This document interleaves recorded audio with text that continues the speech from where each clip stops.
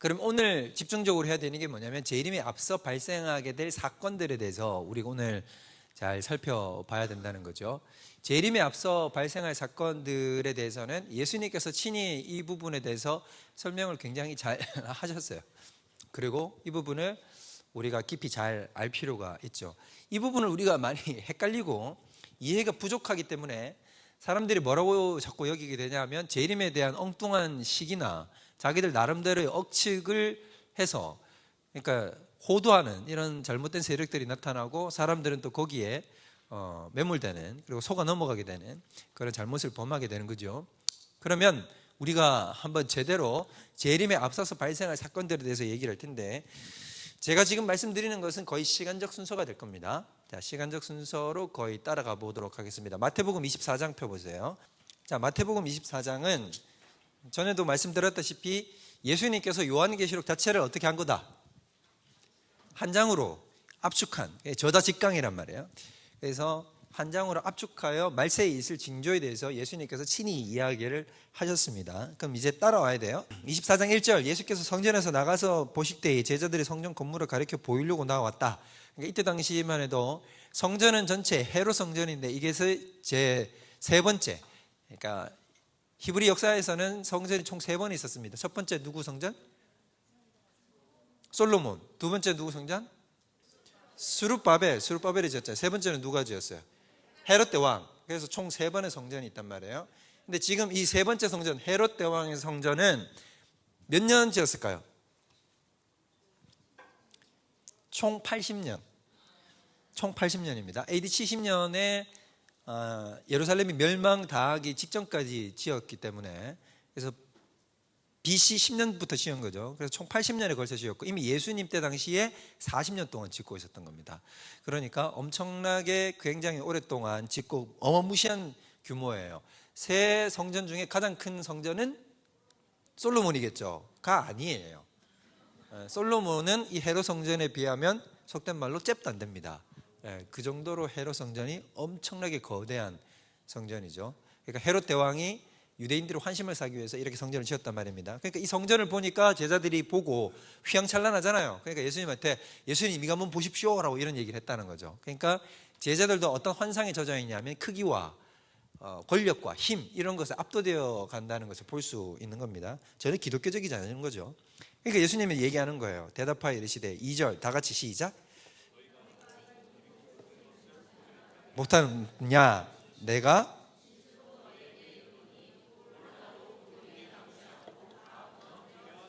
자, 이 성전이 어떻게 된다? 돌 하나의 돌도 다 남겨지지 않고 다 무너진다고 약속했습니다. 예수님이 이야기를 하셨어요. 이 사건이 실제로 일어나죠. 이 사건이 실제로 일어난 게 몇 년? 70년. AD 몇 년? 이거 반드시 기억해 두세요. 이거는 이제 항상 중요하게 기억해야 될 연도죠. AD 70년이 초대교회에서 굉장히 중요합니다. AD 70년이 되면 예루살렘에 반란이 일어나, 이스라엘에서 반란이 일어나거든요. AD 70년경에 반란이 일어나요. 그때 일어났을 때 티투스 장군, 로마의 티투스 장군이 넘어와가지고 이쪽에 와서 예루살렘 반란을 다 진압합니다. 그때 진압할 때 어떻게 해버리냐면 성전을 완전히 파괴시켜버려요. 그리고 그때 비로소 진정한 디아스포라가 되는 겁니다. 그때부터 유대인들이 2000년 동안 1948년에 다시 자기 고토로 돌아가기 전까지 2000년 동안 나라를 완전히 잃어버리죠. 그래서 디아스포라라는 말이 생기는 거예요. 그러니까 AD 70년부터 1948년까지 나라가 없어요. 아예. 그런 시절을 보낸 것이 지금의 유대인들이다라는 거죠. 그래서 예수님께서는 지금 이걸 우리가 뭐라고 부르냐면 예언적 원근법이라고 얘기를 합니다. 뭐라고 부른다고요? 예언적 원근법이라고 얘기를 하는데, 설명을 드리면 이런 거죠. 성경에서는 예언이 들어가면 이 예언은 반복해서 응답이 돼요.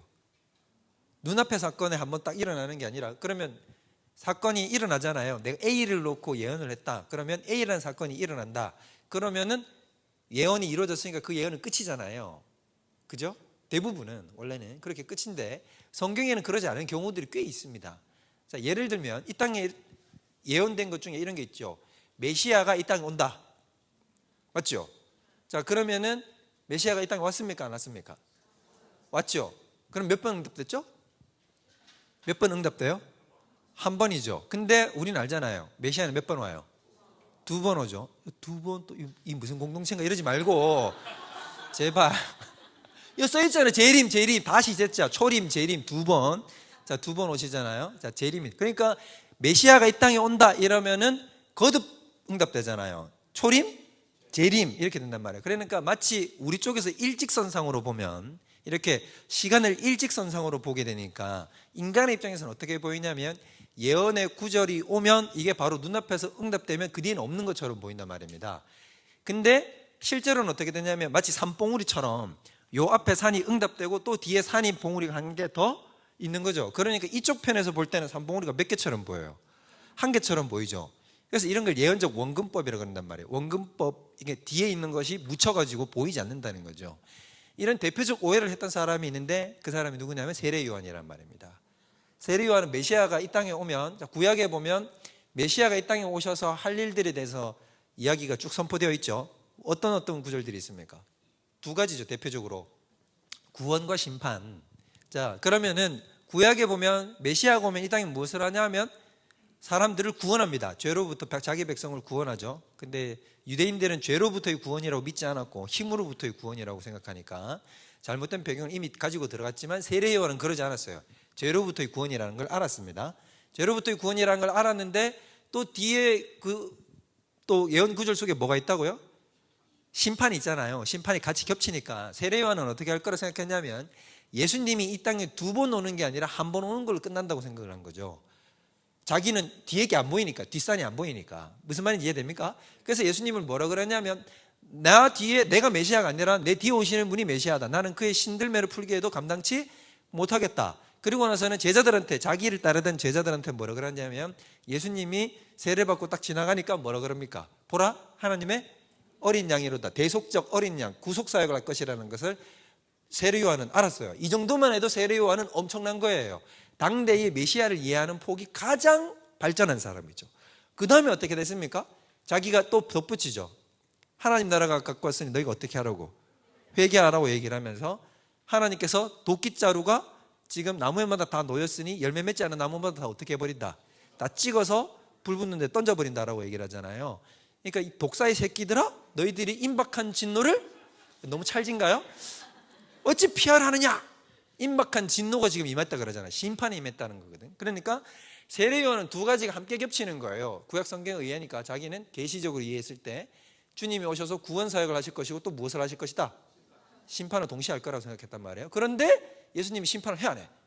안 하죠. 자기는 감옥 속에 들어가가지고 헤롯이 자기를 가뒀는데 아무리 기다려도 자기가 메시아라고 믿는 예수가 뭐를 안 합니까? 심판을 단행을 안 하는 거죠. 그러니까 뭐가 드는 거예요? 의심이 들죠. 그래서 제자들을 물어보는 거예요. 당신이 메시아가 맞습니까? 나는 맞다고 하나님한테 계시를 받았는데 근데 아무리 기다려도 뭘 안 하니까, 심판을 단행을 안 하니까. 그랬더니 예수님이 이제 전해라 라고 하면서 구원이 나 때문에 가난한 자에게 복음이 전파되고 눈먼 자가 눈을 뜨고 죽은 자가 다시 살아 일어난다고 전해라 라고 얘기를 하잖아요.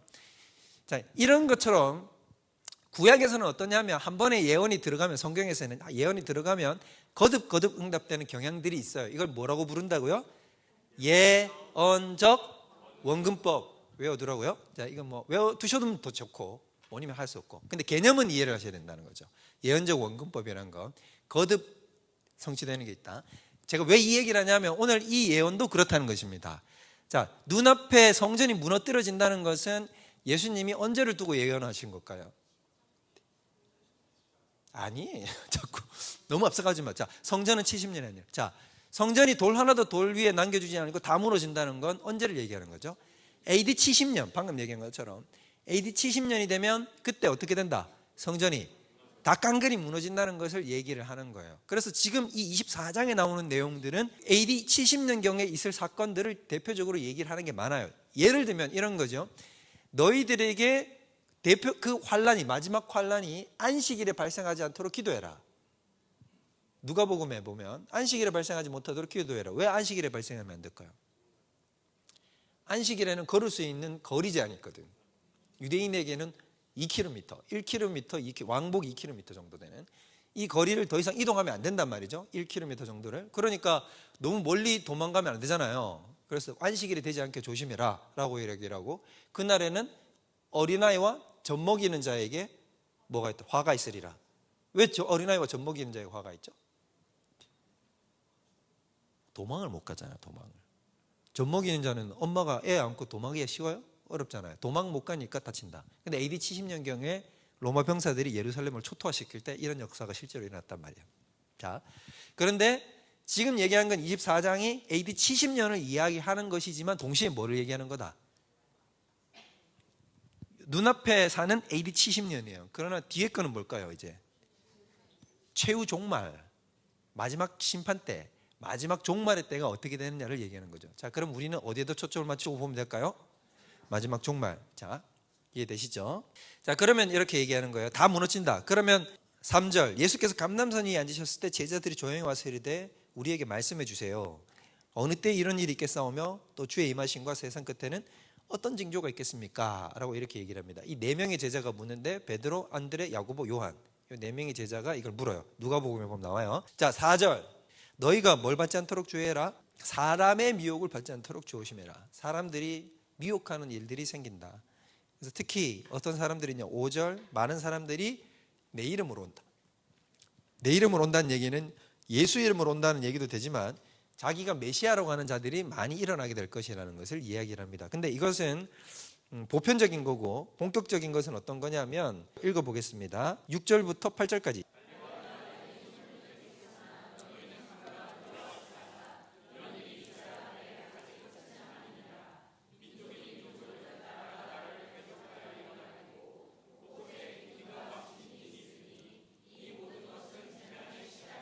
6절 첫 번째 보면 어떤 소문이 들린다고요?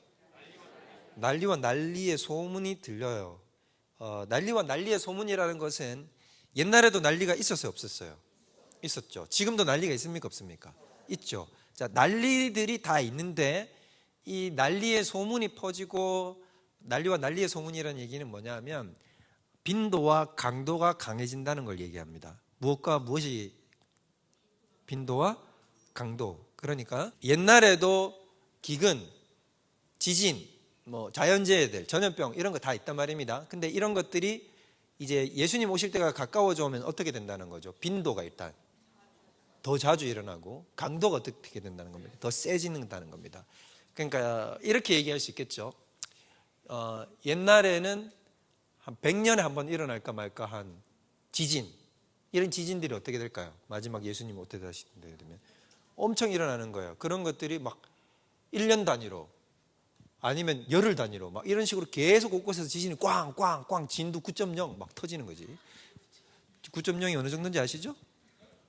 9.0이면 저거예요. 최근에 동일본 대지진이 일어났을 때 쓰나미 싹 밀려가 싹 덮었을 때 지금 그것 때문에 원전수 지금 다 빼내잖아요. 이런 정도의 지진들이 막 계속 연 이틀 간격으로 막 계속 일어난다. 그 다음에 태풍 같은 거, 요즘 태풍 어떻습니까, 여러분?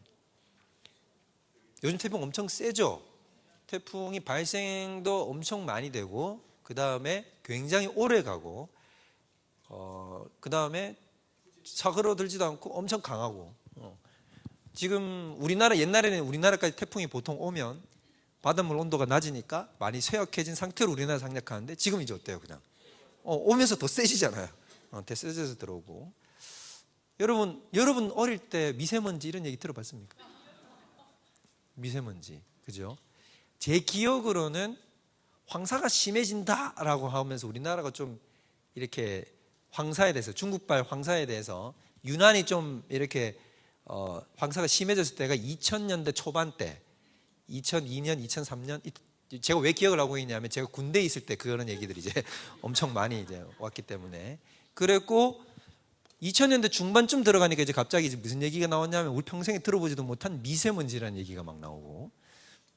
근데 이제 이런 것들이 계속해서 심각해져 가죠. 이게 무슨 말이냐면 앞으로는 병이나 전염병이나 기근이나 지진이나 난리와 난리에 대한 것들이 어떻게 된다? 빈도와 강도가 점차적으로 더 세지는 거예요. 문제는 어디에 있느냐 하면 이게 점차 세진 데 있습니다. 점차 세진다는 건 무슨 뜻일까요? 적응이 된다는 거예요. 적응이 돼요. 적응이 되죠. 그러니까 지금 우리도 어떠냐면 온난화에 지금 이미 여러분들 우리가 적응을 해가고 있어요. 우리가 이미 그러니까 만약에 조선시대 사람이 갑자기 이 시대로 타임머신을 타고 탁 왔다라고 생각하면 날씨가 미쳤어, 왜 이렇게 더워? 라고 얘기를 하고, 그 다음에 극단적이게 되고, 태풍은 왜 이렇게 많이 일어나고, 세상에 지진이 왜 이렇게 많고, 이렇게 깜짝 놀랄 거란 말이에요. 근데 우리는 좀 그렇긴 하지만 그렇다고 놀라지도 않아. 왜? 이제 일상화가 되어 가거든요. 이 점점 된다는 거. 그러니까 여러분들 그거 아시죠? 실험 유명한 거, 개구리를 바로 끓는 물에다 집어넣으면 어떨까요? 막 난리 나고 이렇게 퍼득퍼득거릴 건 아닙니까? 그런데 천천히 가열을 하면 어떻게 된다고요? 그대로 그냥 삶켜서 죽어버리죠. 무서운 게 뭐냐면 마지막 세대의 무서움이 이런 거예요. 점점 강도가 세지기 때문에 깨어있지 않으면 어떻게 된다는 겁니까? 거기에 편승해가지고 자기도 모르게 세속화라는 곳에 들어가서 예수님 다시 오실 것에 대한 깊은 생각과 마음과 이런 깨어있음이 전혀 없어진다는 것입니다. 이게 문제가 된다는 거죠. 그래서 예수님 미리 경고를 하는 거예요. 자, 여기 보시면 난리가 어떤 것들이 있느냐라고 얘기를 합니다. 7절, 민족이 민족을, 나라가 나라를 대적하여 일어난다. 민족이 민족을 일어나는 건 뭘 얘기하는 걸까요? 전쟁이겠죠. 나라와 나라가 일어나는 것도 전쟁이겠죠. 근데 양상이 조금 다릅니다. 민족이 민족을 대항하여 일어나는 것, 나중에 이건 요한계시록 할 때 조금 더 자세히 얘기하고. 자, 그러면 여기서 전쟁들이 막 일어나죠. 그 다음에 처처에 또 뭐가 있다? 기근과 지진이 있고, 또 다른 곳에 보면 전염병들이 나온다는 얘기가 있습니다. 자, 그러나 중요한 것은 이런 것들이 있을 때 두려워하지 말라는 거죠. 이제 어떤 절정의 단계에 이르면 아무리 익숙해져 있는 사람도 익숙해질 수 없을 정도의 막대한 재난들이 발생을 한다는 겁니다.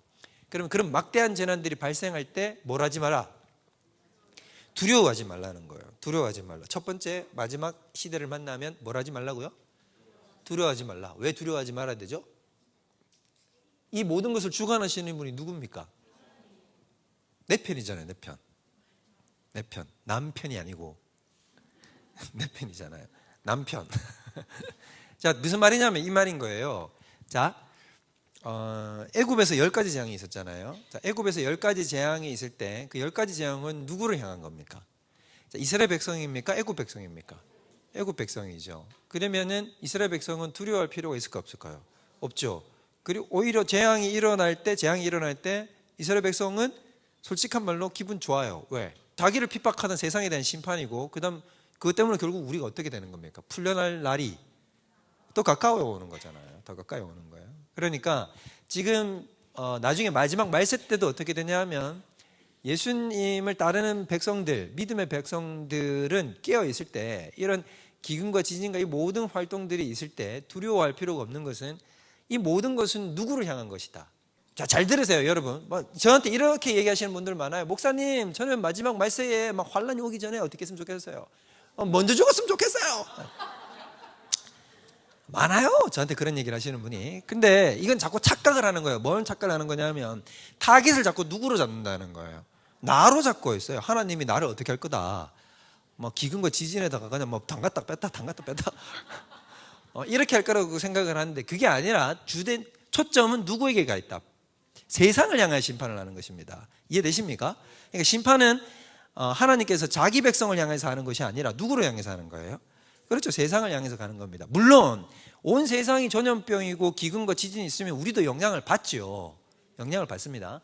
그러나 우리가 궁극적으로 두려워하지 않을 것은, 왜냐하면 하나님은 지금 우리를 어떻게 하시기 위해서, 구원하시기 위해서 이 과정들을 이어가고 있다는 것을 잊지 말아야 된다는 거죠. 근데 우리는 자꾸 어떻게 생각을 하냐면 하나님이 거의 엄청난 환란을 때려 부어서 우리를 지금 여기다가 막 끓는 물에다 한번 담글 것 같은 이런 생각을 가지는데, 그게 아니다라는 겁니다. 자, 그래서 예수님께서 뭐라고 얘기를 하느냐? 두려워하지 말라는 거예요. 두려워하지 마라. 그러나 중요한 건 8절. 이 모든 것은 무엇이다? 이제 스타트다. 스타트라는 거예요. 우리는 이게 중요해요. 이게 지진들이고 뭐고 이렇게 일어나면 이게 마지막이다라고 생각하는데, 예수님은 이제 본격적으로 뭐다? 스타트라는 거예요. 이제 본격적 스타트. 그러면 처처의 기근과 재난과 지진들이 있으면 뭐라고 생각하면 됩니까? 지금 예수님 온다 안 온다? 안 온다라고 생각하면 안 되고, 되게 가까웠다. 그러나 지금 이 타이밍은 아니다. 이제 지켜봐야 된다는 거죠. 이제 지켜봐야 된다는 거예요. 이해되시죠? 자, 이런 걸 아는 게 굉장히 중요한 거예요. 자, 그러면 그 다음 타자로 넘어오는 게 뭐냐? 자, 밑에 9절 보세요. 9절. 다 같이 읽어보겠습니다.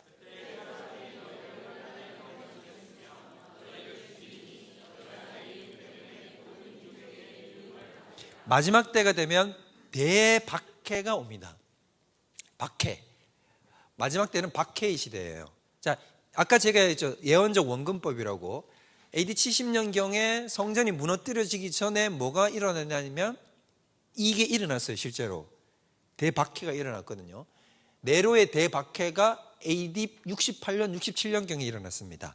그때 누가 순교를 하냐면 베드로와 바울이 순교를 해요. 로마에서 십자가에 달려 죽고 목 잘려 죽는 그때 이제 많은 기독교인들을 로마 방화범으로 몰았죠. 원래 로마 방화범 네로 자기 자신인데도 기독교인들에게 이걸 뒤집어 씌워가지고 수많은 기독교인들을 막 다 죽여버렸잖아요. 이런 사건들이 일어나요. 그러니까 마지막 날에도 동일한 패턴이 일어나죠. 그래서 출애굽기에도 보면 그렇잖아요. 재앙, 10가지 재앙이 와서 애굽을 심판하기 전에 이스라엘 백성들이 누구에게 엄청 핍박을 받습니까? 애굽 사람들에게 노예 생활 속에서 핍박이 절정을 달하죠.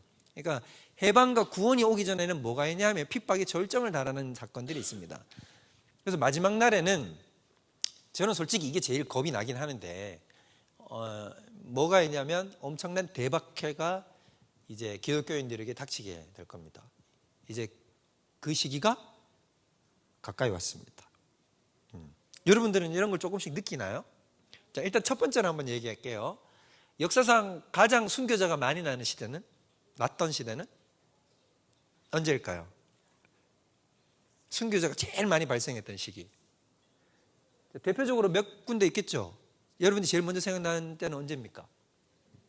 초대교회 때 사람들이 전부 다 사자밥으로 다 들어가고 막 십자가에다 등불로 만들어버렸잖아요. 불태워가지고 산채로. 중세 때도 가톨릭 종교 심판 재앙으로 얼마나 수많은 사람들이 억울하게 죽었습니까? 또 그런데 언제냐면 지금입니다. 전 인류 역사상 가장 많은 순교자들이 발생하고 있는 때는 지금 이 시대. 굉장히 의외죠? 여러분들은 우리 어디 기독교가? 근데 기독교인들이 지금도 엄청나게 죽습니다. 파키스탄, 아프리카, 인도, 중동 이런 곳에서 엄청나게 기독교인들이 핍박받아서 순교하시는 분들이 많이 나옵니다. 너무 흔해요. 너무 흔할 정도로.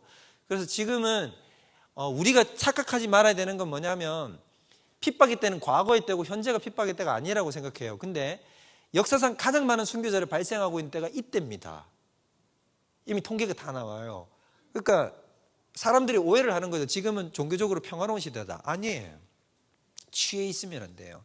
근데 지금 이거는 맛보기에 불과한 시대고 이제 예수님이 오실 때가 되면 어떤 일들이 일어날까요? 나중에 여러분들 보시면 알지만 666 들어보셨죠? 666. 자, 666이라는 거 결국 간단하거든요. 하나님을 따르는 백성과 그렇지 않은 백성을 어떻게 하겠다는 거예요? 세상에서 구별 짓겠다는 거고 거기에 대한 막대한 핍박이 들어오고 사람들이 그것 때문에 죽어나가는 역사가 이제 나타나게 됩니다. 그래서 이제 이런 시대가 얼마 안 남았어요. 어쩌면 우리가 살아생전에 볼 수 있습니다. 여기 계신 분들이 대다수가. 저는 정말 이게 두려운 거지. 이게 두려운 거죠. 그러나 그렇다고 해도 예수님은 두려워하지 말라라고 얘기를 하시는 건데, 자, 이런 것들과 비슷한 사건들은 뭐냐면 역사 속에서는 항상 되풀이돼요. 맛보기로 한 번씩 보여줍니다. 저는 대표적으로 봤을 때 가장 이것과 비슷한 느낌의 사건은 2차 대전 때라고 생각을 해요. 2차 대전 때 무슨 일이 있었죠? 독일 나치가 유대인들을 600명을 학살했죠. 600만 명을 학살했는데 이걸 잘 보세요. 제노사이드를 했단 말이에요. 한 인종을 어떻게 해버렸냐면 말살을 했죠. 그때는 뭐를 따라서 죽였냐면 유전자, 인종을 따라서 사람들을 600만 명을 하나를 타깃을 잡아서 다 죽였단 말이죠. 그죠? 그때는 이제 게르만족 우월주의를 내세워서 이렇게 했잖아요. 그리고 나중에 조금 이따가 좀 보여드릴 텐데 적그리스도라는 사람이 등장을 하거든요. 근데 이 적그리스도라는 사람이 굉장히 유사한 사람이 누구냐 하면 히틀러입니다. 히틀러를 굉장히 연구해 볼 가치가 있어요. 신앙적으로. 웃을 일이 아니라 여러분. 굉장히 심각한 일이에요. 히틀러를 한번 보면 히틀러는 적그리스도의 예고편 같은 사람이에요. 거의 모든 조건들이 히틀러에게 다 응답됩니다. 그러니까 히틀러가 굉장히 그런 스타일의 사람이에요. 나중에 또 보여드릴게요. 그러니까 히틀러가 어떻게 했냐면 유대인들을 딱 전부 다 어떻게 했어요? 찍어가지고는 600만 명을 학살해버렸죠. 자, 이런 사건은 맛배기에 불과한 거고 나중에는 이제 어떤 일이 일어나겠어요? 이제 그러면 진짜 적그리스도가 나타나고 그러면 그 적그리스도는 누구를 타겟으로 잡겠습니까? 그렇죠. 그리스도인. 마치 초대교회 때 네로가, 그래서 네로가 이제 666을 전부 다 활자로 바꾸면 네로가 되거든요. 그래서 이걸 바꿔서 게마트리아로 바꾸면 이제 666이 네로가 되는데, 그러니까 이걸 다시 치환시키면 어떻게 되냐면 초창기에는 어떤 사람이냐면 바로 이제 네로가 기독교인들을 대상으로 핍박을 했지 않습니까? 그보다 더 이전으로 간다면은 바로가 하나님의 백성들을 핍박했죠. 아기들을 다 죽여버리고 씨를 말려버리려고 그러고 하나님의 백성들을 이 땅에서 끊어버리려고 하잖아요. 이런 사건들. 그럼 또 근대로 들어오면 마치 그와 비슷한 느낌의 사건이 바로 뭐냐면 이제 나치 독일이 600만 명을 학살하는 듯한 사건들. 지금 순교자가 많이 나타나죠. 마지막 예수님이 다시 오실 때쯤에 되면 100% 확실한 건 뭐냐면 적그리스도는 등장하고 적그리스도는 누구를 타겟으로 잡는다? 그리스도인을 타겟으로 잡아요. 그리고 그리스도인을 문자 그대로 핍박할 뿐만 아니라 어떻게 알겠어요? 학살할 겁니다. 무섭죠? 빨리 죽고 싶다는 생각이 들어요. 그때가 되면 여러분 목사가 제 1번 타겟입니다. 그러니까 이제 그런 대박해가 일어나요. 대박해. 자, 근데 이게 또 우리가 좀 잘 알아둬야 되는 게 뭐냐면 마지막 말세로 가면 이렇게 하얀 곡선을 그리는 게 있어요. 하얀 곡선을 그려서 쭉 내려가는 게 있습니다. 예를 들면 자연 환경이나 그 다음에 세상이 우리를 향한 핍박의 강도나 이런 것들은 어떻겠어요? 이제 부정적인 영향력으로 굉장히 이 땅이 이제 힘들어지는 거죠. 이렇게 다운포스로 가서 힘들어진단 말이에요. 이렇게 가는데 그 다음에 어떻게 되냐면 또 반대로 우리 안에 있는 내부적 영적인 은혜는 어떻게 되냐면 갈수록 더 커집니다. 마치 초대교회 때도 외부적 환경은 지금 너무나 힘들어서 우리를 찍어 눌렀지만 그 안에서 로마 안에서의 기독교는 어떻게 했냐면 오히려 더 폭발적으로 부흥을 하죠. 그런 역사가 마지막에도 일어나는 거예요. 그래서 뒤쪽에 넘어가 보면 뒷구절을 보세요. 그때 많은 사람이 실족해서 서로 잡아주고 서로 미워한다. 이게 무슨 말이냐면 믿는 사람들끼리도 어떻게 한다는 겁니까? 서로 배신해요. 배신자들이 나오게 되고 서로 고발을 하고 이렇게 되죠. 우리나라도 이미 일찍 이런 걸 다 겪어봤죠. 일제시대 때도 그죠. 같은 민족인데 친일파가 있고 우리나라 독립투사들을 잡히면 서대문 정무소 같은 데서 어떻게 했습니까? 고문하죠. 근데 그 고문 기술을 전부 다 고안해낸 사람이 누구냐면 한국 사람입니다. 조선 사람이에요. 그 형사 한 명이 이걸 전부 다 고안해가지고 사람들 고문하는 것을 다 앞장서고 기술을 다 고안해낸 사람이거든요. 얘기도 꺼내기 싫어요, 진짜 이거는. 나중에 여러분들 공부를 따로 하세요. 진짜 끔찍하기 짝이 없어요. 끔찍하기 짝이 없어요. 이런 짓을 누가 하냐면 이런 걸 동족이 해요, 동족이. 근데 우리 안에도 어떤 자들이 등장을 하냐면 배반자와 배신자들이 등장하고 그래서 자꾸 이런 사건들이 일어나니까 사람들은 어떻게 되겠어요? 서로를 향해서 불신의 눈으로 쳐다보게 되죠. 12절 보면 불법이 성함으로 많은 사람의 무엇이 식어지리라? 사랑이 식어지리라 라고 얘기를 하고 그때 또 거짓 선지자들은 어떻게 해야 됩니까? 막 나타나서 영적으로 어지러운 세상을 막 형성하게 된다는 겁니다. 14절 이 천국 복음이 어떻게 돼? 모든 민족에게 증언이 돼요. 그러니까 복음의 전파의 속도와 그 다음에 파급력은 오히려 뒤로 갈수록 어떻게 됩니까? 핍박의 강도가 높아지는데도 더 우상향 그래프를 확 그린다는 겁니다. 아주 강력하게 전 세계적으로 복음이 전파되고 복음의 영향력이 확대된다는 것을 지금 여기서 이야기를 하고 있는 거죠. 이런 타이밍이 우리에게 필요한 건 뭐냐? 13절 어떻게 해야? 끝까지 견뎌. 여기 끝까지가 중요하죠. 끝까지 견디는 것. 그럼 끝까지 견디는 걸 요한계시록에서는 뭐라고 부르는지 아십니까? 그 소아시아 7교회가 있죠. 에서보두 사빌라.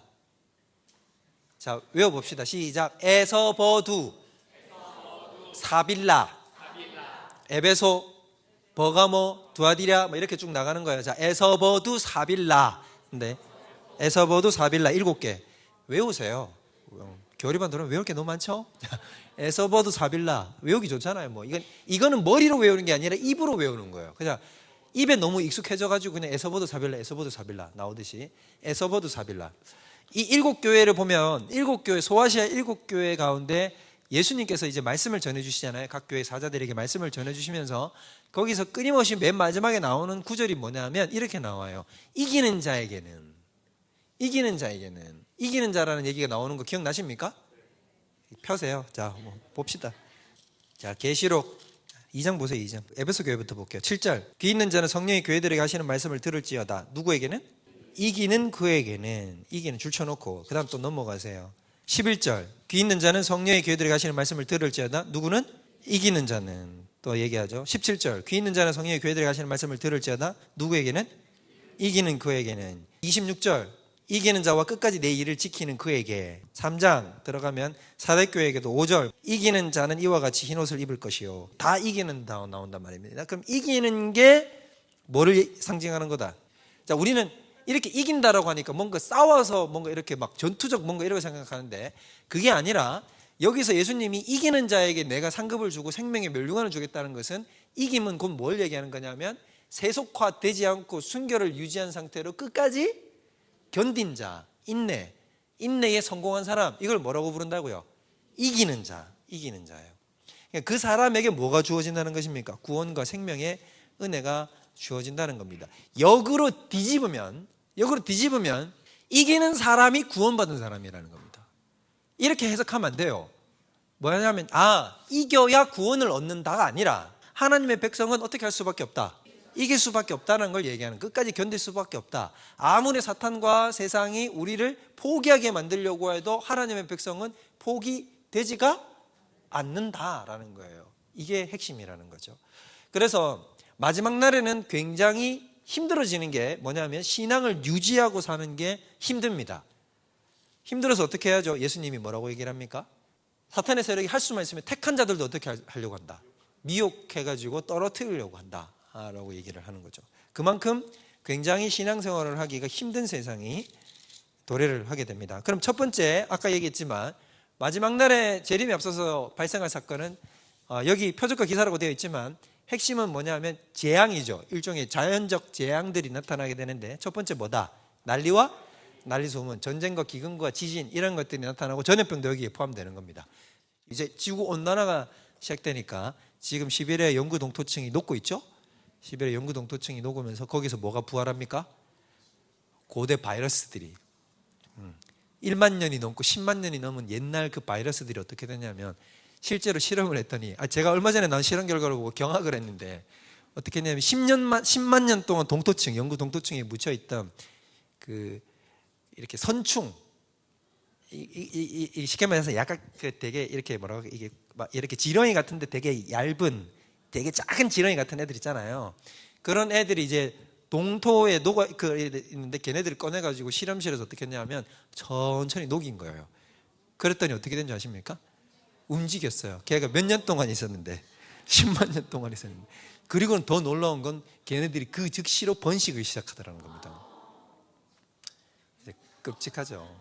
지금 이게 제가 지금 여러분들 위협하려고 하는 게 아니라 실제로 뭐냐면 과학자들이 되게 우려하는 게 뭐냐면 이제 아주 고대에 이미 사장되어서 영구 동토층에 들어가가지고 이제 거기에서 이제 이미 끝나버린 바이러스들이 어떻게 된다 이제 다시 부활해가지고 급속도로 증식해가지고 퍼지기 시작하면 우리는 인류는 지금 그에 대한 면역이 없잖아요. 그럼 어떻게 될까요 이제? 휩쓸어 버리는 거죠. 완전히 휩쓸어 버리는 거죠. 그거 아시나요? 그 남아메리카, 지금 북아메리카 말고 남아메리카, 그 잉카, 마야 이런 나라에 그 스페인 군대, 포르투갈 군대들이 들어갔잖아요. 몇 명이 들어간 줄 아세요? 몇 명이 들어가서 거기를 전체를 쑥대밭으로 만들어 버렸냐면 300명. 영화 300이 아니고 300명 정도가 들어갔는데 그게 전투력으로 압살을 해버린 것도 있지만 뭐냐면 이 사람들이 들어가서 이제 전염병, 유럽의 전염병을 옮겨버린 거예요. 특별히 천연두 같은 거 옮겨버리니까 그때 당시 남아메리카 쪽에서는 천연두에 대한 그런 뭐 이런 게 없는 거예요. 면역이 없다가 들어와가지고 그냥 생화학 병기가 돼버린 거예요. 사람들이. 그래서 자체적으로 싹 쓸어버리는 거죠. 그러니까 이런 형태가 지금 오늘날 이 시대에 일어날 수도 있다라는 거예요. 그러니까 코로나는 맛배기에 불과한 겁니다. 그러니까 코로나나 치명적인 인류에게 매독도 마찬가지지만 인간에게 굉장히 치명적으로 들어오는 바이러스들은 어떤 거냐면 인수 전염병인 거죠. 그러니까 코로나도 원래 짐승 잡아먹다가 중국에서 그죠, 바이러스가 인간에게 전파되고 그게 인간에게 퍼지니까 지금 이런 형태잖아요. 매독도 원래는 라마라는 그 아나요? 그 양같이 치는 낙타같이 약간 되게 예쁘게 생긴 거기서부터 그게 왜 넘어온가 된 거냐면 그 짐승하고 성관계를 한 거예요. 짐승하고 성관계를 했어요. 그러니까 수간을 해요. 수간을 잉카 제국 때. 그러니까 그 목동들이 그 라마랑 성관계를 하는 거예요. 그 라마랑 성관계를 해가지고 거기에 있던 바이러스가 인간에게 전염되고 신대륙을 발견한 콜럼버스가 들어가가지고 그쪽 사람들과 다시 성관계를 하니까 그 질병이 유럽으로 퍼져가지고 유럽에서 확산됐죠. 유럽에서 1510년대쯤 이제 그게 1500 초반에 이제 들어가는데 16세기 초반에 들어가는데 우리나라까지 매독이 전파됩니다. 몇 년 걸린지 아십니까? 유럽에 들어간 매독이 우리나라까지 오는데 그때 당시에 조선시대 때 20년. 빠른 거예요, 느린 거예요? 엄청나게 빠른 거죠. 그때 당시에 생각하면 저 유럽 끝에 있었던 질병이 우리나라까지 들어오는데 딸랑 20년 들어왔어요. 그러니까 오늘날에도 더 어떻게 하냐면 치명적인 질병들은 어떻게 들어가냐면 우리 인간에게 전혀 밀접한 접촉력이 없던 어떤 짐승이나 다른 체계 속에서 어떻게 된다는 겁니까? 바이러스나 세균들이 넘어와가지고 인간에게 치명타를 안기는 거죠. 근데 이제 그런 고대 바이러스들이 지금 다 어떻게 하고 있다? 시한폭탄처럼 열리는 거죠, 이제. 실제로 시베리아에 얼마 전에 영구 동토층이 녹아가지고 거기서 누가 부활해서 나왔냐면 탄저병 그 이제 병균이 나와가지고 근처에 있던 사슴들이 다 일대로 떼죽음을 당했거든요. 탄저병에 감염돼가지고 이런 현상들이 지금도 있습니다. 근데 이제 이게 굉장히 심해질 거예요. 그래서 지금 시베리아 쪽에서는 옛날 동물들 사체가 그렇게 많이 발견돼요. 예를 들면 매머드 같은 거. 매머드 보신 분? 매머드가 멸종된 게 언제냐면 1만 년 정도 돼요. 그러니까 사람이 그러니까 우리 문명이 거의 시작되지. 그러니까 쉽게 말하면 피라미드 지을 때쯤에는 그때 매머드가 같이 있었어요. 사람들이 세계적으로 매머드랑 같이 살다가 매머드가 거의 멸종되거든요. 근데 그 매머드가 지금 어떻게 되냐면 이제 영구 동토층에 파묻혀 있다가 녹으니까 너무 많이 나오는 거예요. 그냥 시베리아 길바닥에 널려 있는 거죠. 그러니까 이제 가격이 너무 싸졌어요. 매머드 화석도 아니죠. 그냥 시체 그대로 그냥 이대로 냉동실에 들어갔다 나온 그 상태로 너무 많이 나옵니다. 지금. 그러니까 지금 굉장히 위험한 시대에 우리가 살고 있다는 거죠. 그래서 이런 것들이 기근이 있고 그 다음에 뭐가 일어난다? 대박해가 일어나서 사람들이 되고, 그래서 박해에 대한 부분들은 우리가 진짜 공부를 해볼 필요가 있어요. 여러분들이 가능하면 유대인 600만 명 학살되는 부분들에 대해서도 여러분들이 조금 한번 보실 필요가 있습니다. 제가 시간을 자세히 들어서 여러분들에게 설명을 못 드리지만, 그러니까 저는 성지순례 이번에도 갔을 때 거기 이제 홀로코스트 기념관을 가는데 이스라엘은 이제 이걸 잊지 말자고 이제 우리나라 같으면 독립운동 기념관 같은 거 이런 걸 만드는 거죠. 그렇게 해서 이제 거기에 이제 어떤 방식으로 이제 집단 학살이 일어났는지에 대한 이런 것들을 자세하게 생존자들의 증언이나 그들의 유품들이나 이런 것들을 다 전시를 해놨어요. 그래서 보면 그걸 실상으로 받아들이 그 앞에서 느낀다는 건 정말 엄청난 겁니다. 끔찍한 거예요. 끔찍해. 열차에 실어 가거든요. 사람들이 열차에 다 실어 가요. 어디로 가는지 모르지만 열차에 실어 간 다음에 어디 열차가 칙 하고 멈추죠. 유대인들이 얼마나 집요하냐 하면 그때 당시 썼던 그 열차를 그대로 갖고 왔습니다. 그래가지고 거기에다가 이렇게 통째로 한 양을 통째로 거기에다가 이렇게 전시를 해놨어요. 그럼 보면 이 열차에 유대인들이 타고 있었던 거예요. 실려갔던 아우슈비츠 수용소에. 그런 수용소들이 유럽 전역에 엄청나게 많아요. 한두 개가 아니에요. 수백 개, 수천 개씩이에요. 그런데 들어가가지고 어떻게 하냐면 열차 칙칙칙 하고 피익 하고 서면 내리라 그래요. 내려! 확 내리죠. 뭐 때문에? 이 사람들은 지금 수용소 끌려왔다 생각해. 집단 수용소. 내려! 이러면 내리면 슉 내려. 들어와가지고 샤워를 시켜주겠다 그래요. 자, 샤워 시켜줄 테니까 옷을 다 벗으라 그럽니다. 그럼 몸에 있는 그때 당시 사람들 수용소 들어간다 생각하니까 유대인들이 막 바리바리 짐을 다 들고 가는 거죠. 그러니까 뭐 옷가지나 막 감옥에서 지낼 이런 것들 다 들고 들어오는데 그런 것들을 거기서 싹 다 이렇게 벗기는 거죠. 이렇게 싹 벗겨가지고 이렇게 빨가벗겨요. 그리고는 심지어 금리빨 같은 거, 이런 거 안에 있는 거, 뭐 갑 있을 만한 것들 다 어떻게 하면 다 빼. 싹 다 뺀 다음에 그 다음에 어떻게 하냐면 사람들 데리고 샤워 시켜주겠다고 어디 이런 조그만 곳에 딱 집어넣거든요. 그러면 그 남녀가 어린아이부터 시작해가지고 노인들까지 바글바글 다 들어가는 거야.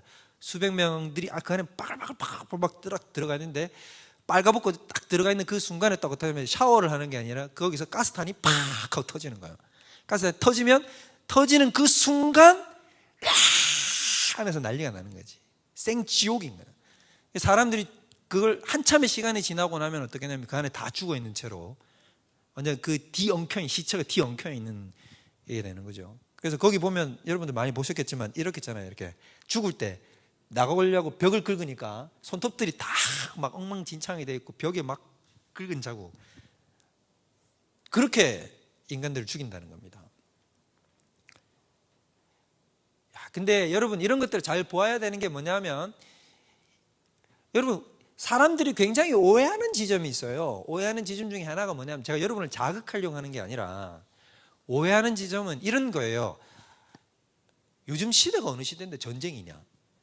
우리가 이런 무의식적으로 여러분들이 생각합니다. 지금 유럽부터 시작해가지고 전 세계적으로 큰 전쟁이 없이, 세계적 대전이 없는 것이 2차 대전 이후 1950, 지금 이미 70년, 80년이 넘어가고 있어요. 사람들이 어디에 취해 있냐면 평화에 취해져 있거든요. 그리고 우리는 유엔도 있고 국제기구도 있고 전체적으로 최강대국도 있기 때문에 이 국제 질서가 어떻게 하냐면 평화의 질서대로 유지가 되고, 이제는 대화와 담론으로 해결할 수 있는 어떤 인간의 지성적 수준이 올라왔다, 우리 수준이.